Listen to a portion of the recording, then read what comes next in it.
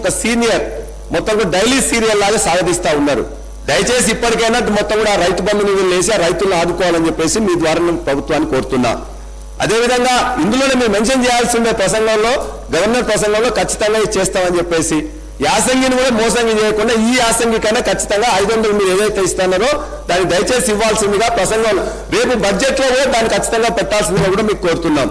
ఇందులోనే బోనస్ మీరు ఇస్తామని చెప్పారు, దాన్నే రేపు పొద్దున యాసంగిలో ఇవ్వాల్సిందని కోరుతున్నాం. హైదరాబాద్ వైభవం పునరుద్ధరణ చేస్తామని చెప్పి కూడా గవర్నర్ ప్రసంగంలో చెప్పారు. హైదరాబాద్ వల్లే తగ్గలేదు, వైభవం తగ్గలేదు. ఇది ఇలా హైదరాబాద్ లివబుల్ సిటీగా ఉంది, లవబుల్ సిటీగా ఉంది, గ్రీన్ సిటీగా ఉంది, హ్యాపెనింగ్ సిటీగా ఉంది, ఖచ్చితంగా హ్యాపీ సిటీగా ఉంది. దాన్ని మీరు కొనసాగిస్తామని చెప్పేసి అంటే సంతోషం. ఇవాళ హైదరాబాద్ మీరు ఏం మాట్లాడుతున్నారు, మేము మాట్లాడే మీకు ఏమైనా ఇబ్బంది ఉందా? మీకు ఏమున్నాయి? హైదరాబాద్ బ్రాండ్ ఇమేజ్ ఖచ్చితంగా పెంచండి, ఉన్న హైదరాబాద్ బ్రాండ్ ఇమేజ్ ని పెంచండి. హైదరాబాద్ లో ఇంతకుముందు శాంతి భద్రతలు బాగా ఉన్నాయి, కర్ఫ్యూలు లేవు, ఇబ్బందులు లేవు, కాబట్టి దాన్ని కొనసాగించమని మేము కోరుతున్నాం. దాన్ని కూడా మెన్షన్ చేసింది. కానీ మీరు తెలంగాణ ఆర్థిక ప్రగతి గురించి చాలా మీరు చెప్పారు. తెలంగాణ ఆర్థిక ప్రగతి మీద శ్వేతపత్రం ప్రకటించమని చెప్పారు. ఆ శ్వేతపత్రంలో మీరు చెప్పారు అంతా కూడా డొల్ల ఉందని చెప్పి మేము కూడా చెప్పాం. ఇవాళ ఆర్థిక ప్రగతికి చిహ్నాలైన 3 లేక 4 మొత్తం ఎలిమెంట్స్ ఉంటాయి. ఆ 4 కూడా ఇవాళ 2014లో తెలంగాణ రాష్ట్రం ఎక్కడున్నది, మీకు ఇవాళ ప్రభుత్వం వచ్చే నాటికి ఎట్లా ఉందని చెప్పి దయచేసి గమనించాలి.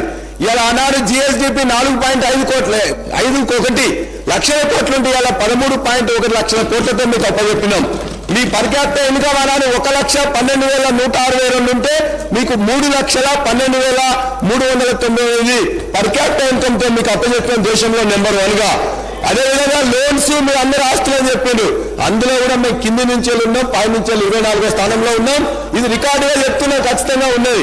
అదేవిధంగా పేదరికం కూడా మేము 2014లో తెలంగాణ ప్రభుత్వం వచ్చినారు 21.92% ఉంటే ఇవాళ 5.8% వచ్చినాం. ఏది కూడా ఇవన్నీ మా విజయాలు ఖచ్చితంగా ఉన్నాయి. దీన్ని బేస్ చేసుకొని ఇంకా బాగు చేస్తే ఆహ్వానిస్తాం, సహకరిస్తాం, ఖచ్చితంగా చేస్తాం. అందుకే హైదరాబాద్ అక్క ప్రతిదాని మీరు మాట్లాడాల్సిన అవసరం లేదు. అదేవిధంగా ఇండస్ట్రీ గురించి ముఖ్యమంత్రి గారు ఇండస్ట్రీస్ తెద్దామని ముఖ్యమంత్రి గారు వచ్చిన వారం 10 రోజుల్లోనే దావోస్ వెళ్ళాలని చెప్పేసి నిర్ణయం తీసుకుని పోయిండ్రు. ఎంఓయూలు చేసుకున్నారు. 40,000 కోట్ల రూపాయల నుంచి తీసుకొచ్చారని చెప్పి పేపర్లో చూసినాం. ఐటీ మినిస్టర్ గారు, ఇండస్ట్రీస్ మినిస్టర్ గారు కూడా చెప్పారు, పేపర్లో చూసినాం. మేమేం చెప్పినాం అనేది అధ్యక్ష, మేము 2004 నుంచి 2014 నుంచి 23 వరకు మేము తీసుకొచ్చిందని చెప్పినాం. భారతదేశంలోనే టిఎస్ఐ పాస్ అని పెట్టి ఇవాళ సింగిల్ విండో క్లియరెన్స్ ద్వారా దరిదాపుగా 4 లక్షల కోట్ల పెట్టుబడులను తీసుకొచ్చినాం. 17 లక్షల మందికి ఉద్యోగాలు ఇప్పించినాం. మీరు ఇంకా తీసుకొస్తే బ్రహ్మాండంగా ఉంటుంది, మేము కూడా ఆహ్వానిస్తున్నాం. మేమేమన్నాం, ఇదే దావోస్కి వెళ్ళాలి, పెట్టుబడులు లేవాలి అని చెప్పేసి అంటే ఇక్కడ కూర్చున్న మంత్రులే మాట్లాడారు. ఆనాడు మంత్రులే మాట్లాడారు. ఏమన్నారు అధ్యక్ష, దావోస్ పోతున్నారు, ఇండస్ట్రీస్ మినిస్టర్ దావోస్ పోతున్నారు, ఆ ఇండస్ట్రీస్ మినిస్టర్ విహారాలకు పోతున్నారా, విలాసాలకు పోతున్నారు అన్నారు. ఇప్పుడు వాళ్ళకి తెలిసి వచ్చింది అధ్యక్ష, మేము కూడా ఇలా దావోస్కి వెళ్ళాలని చెప్పేసి. కానీ దావోస్ పోయి ఎంఓ అయినప్పుడు కూడా ఏం చేసింది అధ్యక్ష, అక్కడ 12,000 ఇలా అగ్రిమెంట్ అయింది ఒకటే కంపెనీతోని. నేను ఇలా రాహుల్ గాంధీ గారిని కోట్ చేస్తా ఉన్నా.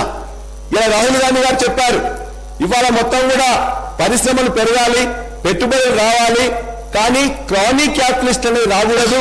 ఈ భారతదేశంలో క్రానిక్ క్యాపిటలిస్ట్ గా ఉన్న ఎవరైతే అదాని ఉన్నారో అదానికి మొత్తం